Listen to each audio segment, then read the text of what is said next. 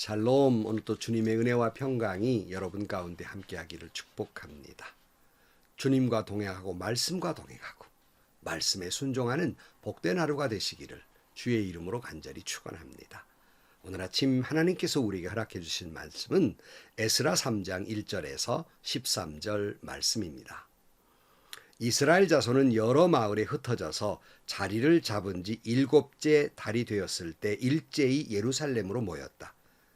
요사닥의 아들 예수아와 그의 동료 제사장들과 스알디엘의 아들 수룹바벨과 그의 동료들이 모여서 하나님의 사람 모세 율법에 규정된 대로 번제를 드릴 수 있도록 이스라엘 하나님의 제단을 쌓았다.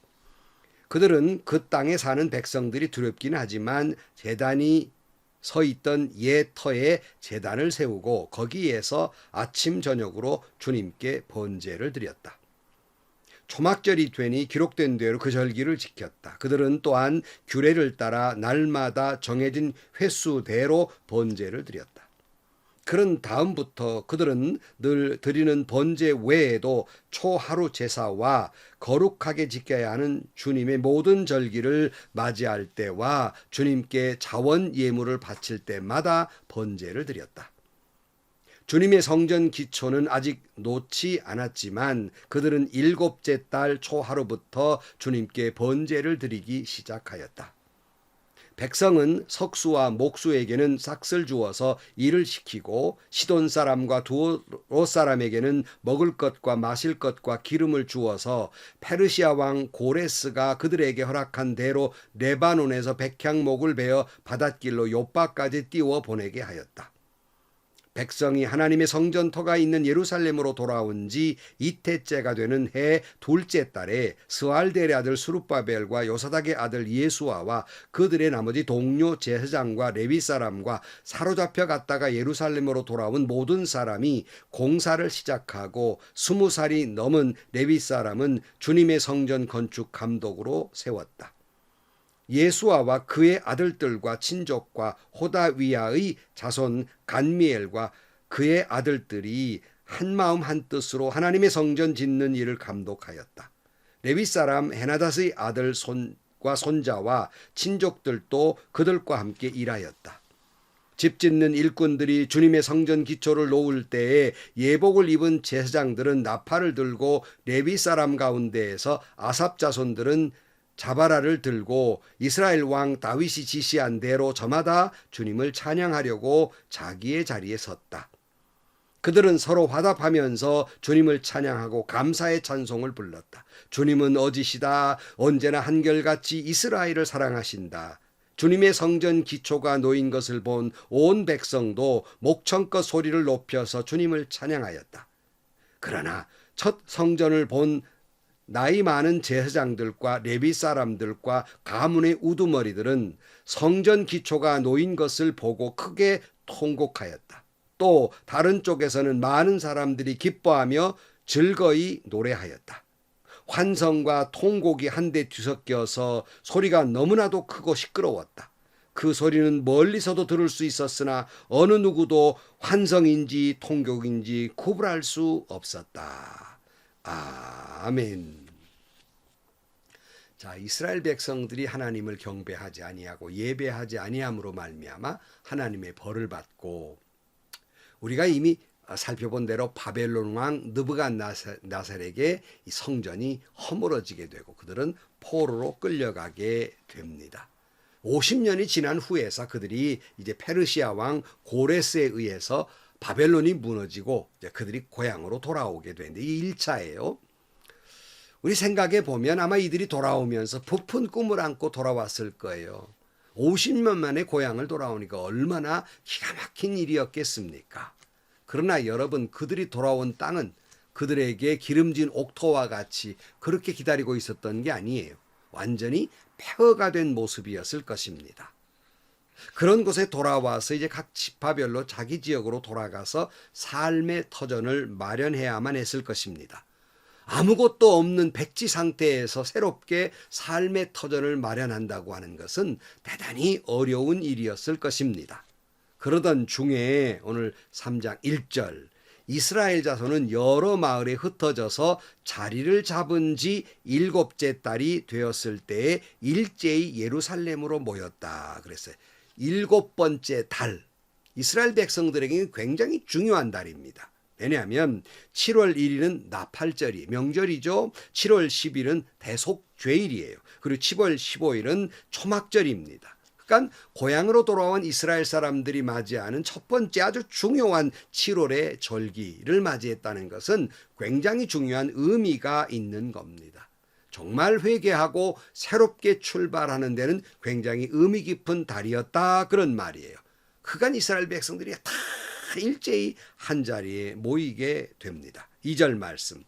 요사닥의 아들 예수아와 그의 동료 제사장들과 스알델의 아들 스룹바벨과 그의 동료들이 모여서 하나님의 사람 모세 율법에 규정된 대로 번제를 드릴 수 있도록 이스라엘의 하나님의 제단을 쌓았다. 그들은 그 땅에 사는 백성들이 두렵긴 하지만 제단이 서 있던 옛터의 제단을 세우고 거기에서 아침 저녁으로 주님께 번제를 드렸다. 초막절이 되니 기록한 대로 그 절기를 지켰다. 그들은 또한 규례를 따라 날마다 정해진 횟수대로 번제를 드렸다. 그런 다음부터 그들은 늘 드리는 번제 외에도 초하루 제사 때와 거룩하게 지켜야 하는 주님의 모든 절기를 맞이할 때와 주님께 자원 예물을 바칠 때마다 번제를 드렸다. 주님의 성전 기초는 아직 놓지 않았지만 그들은 7째 달 초하루부터 주님께 번제를 드리기를 시작했다 그랬어요. 아직 성전은 지금 짓지를 못했지요. 그러니까 그런 아주 어려운 가운데에도 어떤 제단을 쌓아가지고 뭐 텐트를 쳤든지 어떻든지 간에 그들이 하나님께 예배를 드리는데 온 민족이 다 모여서 여러 가지 부족한 점이 많았지만 그럼에도 불구하고 제단을 쌓고 번제를 드리면서 회개하는 그런 번제를 드리게 돼요. 이때 이들의 심정이 얼마나 기가 막혔겠나 하는 것이에요.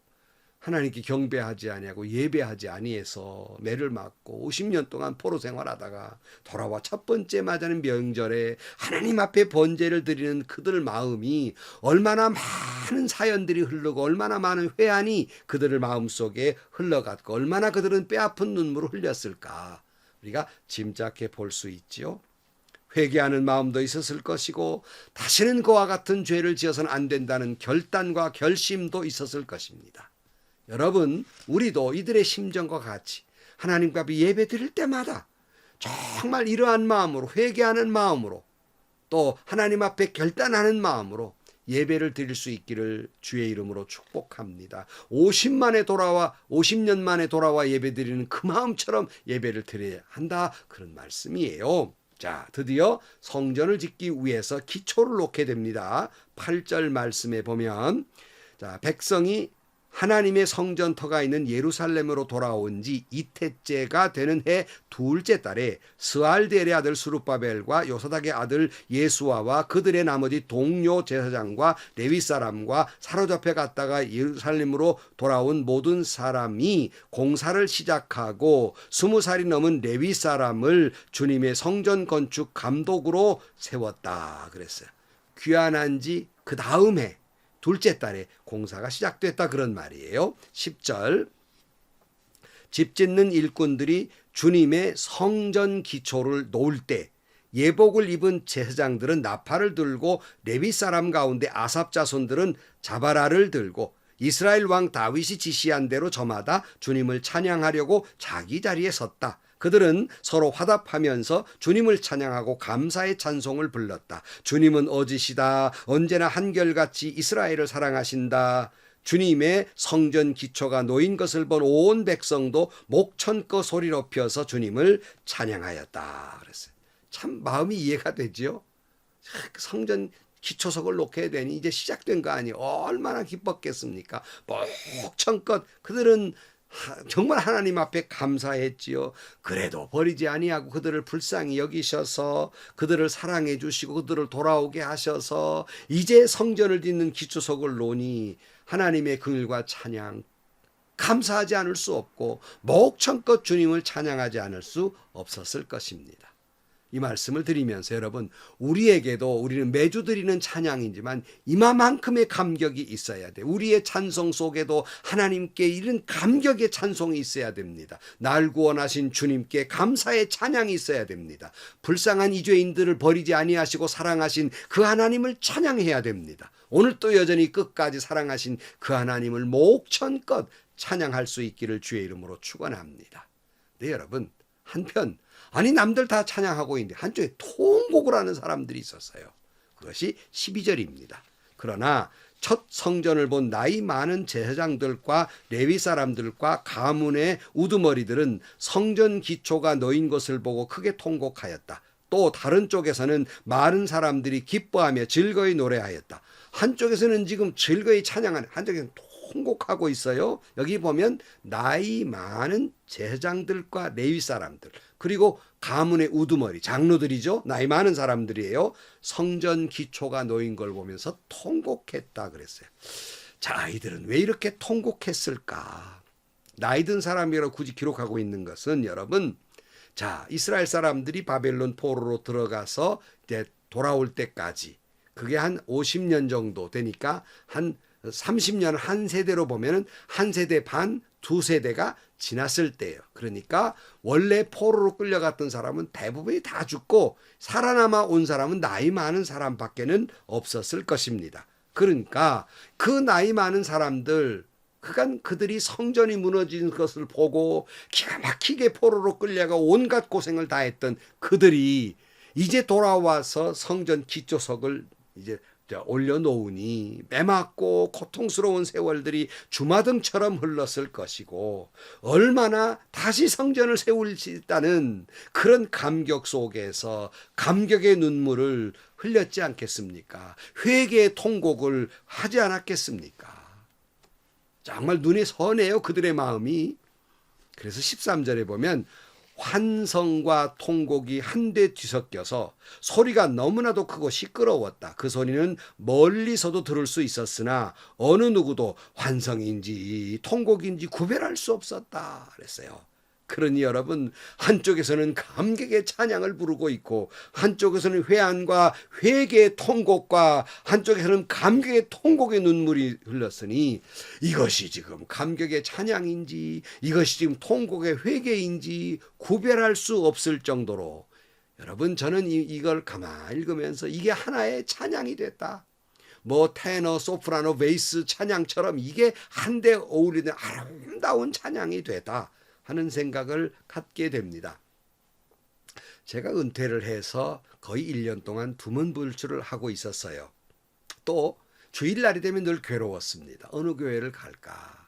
함부로 아무 교회나 갈 수도 없고 참 여간 힘든 일이 아닐 수 없었어요. 그래서 하는 수 없이 집에서 식구들과 함께 하나님 앞에 늘 11시 되면 예배를 하나님께 드렸습니다. 그러면서 얼마나 교회가 가고 싶은지, 예배당에 가고 싶은지, 예배당에서 예배드리고 싶은지 이루 말할 수 없었어요. 외국에 나가더라도 예배당이 있는 곳이라면 언제나 들어가 예배를 드렸고, 물론 그렇지 못한 때는 또 숙소에서 예배를 드렸지만 너무나 교회가 가고 싶은 거예요. 그래서 이제 1년이 지난 어느 날 어느 교회에서 행사가 있었어요. 그래서 이제 거기에 가게 됐는데 선교자가 나온 교회예요. 교회는 아주 작지만 예배당 문을 다 열고 들어가서 앞자리에서 하나님께 이렇게 기도하는데 얼마나 좋고 얼마나 감격스러운지 눈물이 그저 쏟아지는 거예요. 여러분, 바벨론 포로로 끌려가 50년 만에 돌아와서 이제 그 성전 무너져버린 그 꼴을 다 보고 그 고통의 세월을 지난 나이 많은 사람들이 눈물이 안 나온다면 사람이 아니지요. 통곡할 수밖에 없었어요. 젊은이들은 하나님께 감사해 찬양하지 않을 수 없었어요. 얼마나 아름다운 하모니였던가, 얼마나 아름다운 감격의 소리였던가 하는 거예요. 여러분, 오늘 우리는 코로나 바이러스로 인해서 예배를 마음껏 드리지도 못하고 영상으로 예배를 드리는 마음이 여러분 얼마나 아프고 괴로웠습니까? 요즘은 이제 많이 풀려서 예배당에 나올 수 있는 여건이 됐습니다마는 이제 바라기는 빨리 이 코로나 바이러스가 물러가서 모두 한자리에 모여서 어깨와 어깨를 부딪히고 숨소리를 들어가면서 함께 마음껏 하나님을 찬양하고 마음껏 기도하는 그런 감격스러운 날이 속히 오기를 주의 이름으로 축복합니다. 지난 시간에 말씀드렸죠. 우리가 생각하는 코로나 바이러스로 인한 모든 일의 회복은 세상은 바이러스만 물러가도 회복이라고 말할 수 있지만 우리는 이렇게 감격스러운 예배가 회복되고 우리의 신앙이 회복됐을 때야 비로소 우리는 회복됐다 할 수 있는 것입니다. 그러므로 여러분, 이런 감격적인 예배가 꼭 바이러스가 물러가서 하나님께 예배 드릴 때뿐만 아니라 이 감격, 이 회개의 통곡과 감사의 기쁨의 찬양이 매번 예배 드릴 때마다 매번 예배 드릴 때마다 이런 통곡과 회개와 감격의 찬양의 아름다운 하모니를 이루는 예배가 되기를 주의 이름으로 간절히 축원합니다. 기도하시겠습니다. 하나님 아버지, 어찌 예배를 드리다 보면 습관적이고 어떤 감격도 감동도 없는 의무적인 예배를 드릴 때가 얼마나 많은지 모릅니다. 주님, 이스라엘 백성들이 50년 만에 돌아와 하나님 앞에 성전 기초석을 놓고 통곡하며 회개했고 그리고 감격의 찬양을 불렀던 그 모습을 기억합니다. 우리들 교회가 매번 예배 드릴 때마다 한편으로 감격의 기쁨의 찬양과 한편으로 회개의 통곡과 그리고 감격의 통곡이 있는 장엄하고 아름다운 예배들이 되게 하여 주옵소서. 예수님의 이름으로 기도하옵나이다. 아멘. 여러분, 우리는 유교적인 전통이 있어서 감정을 드러내는 것은 점잖지 못하고 거룩하지 못하다는 그런 관습이 있습니다. 하지만 여러분, 하나님 앞에 내 감정을 드러내야 합니까? 드러내지 말아야 됩니까? 내 감정, 온 인격을 총동원한 예배가 돼야 돼요. 그 감격의 표현을 해야 돼요. 때로는 통곡의 회개가 있어야 돼요. 무덤덤하니 감격이 있는지 없는지 포카페이스를 하고 예배드리는 것 그거 재미없습니다. 하나님 기뻐하시지 않아요. 여러분, 여러분이 드리는 예배 때마다 여러분의 교회가 드리는 예배 때마다 그저 덤덤한 대면대면한 예배가 아니라 감격의 찬양이 있고 회개의 통곡이 있고 감격의 통곡이 있는 이게 어우러져서 아름다운 하모니를 이루는 감격스러운 예배가 날마다 드려지게 되기를 주의 이름으로 축원합니다. 오늘도 행복하시고요. 좋은 일이 가득한 하루가 되시기를 주님의 이름으로 간절히 축원합니다.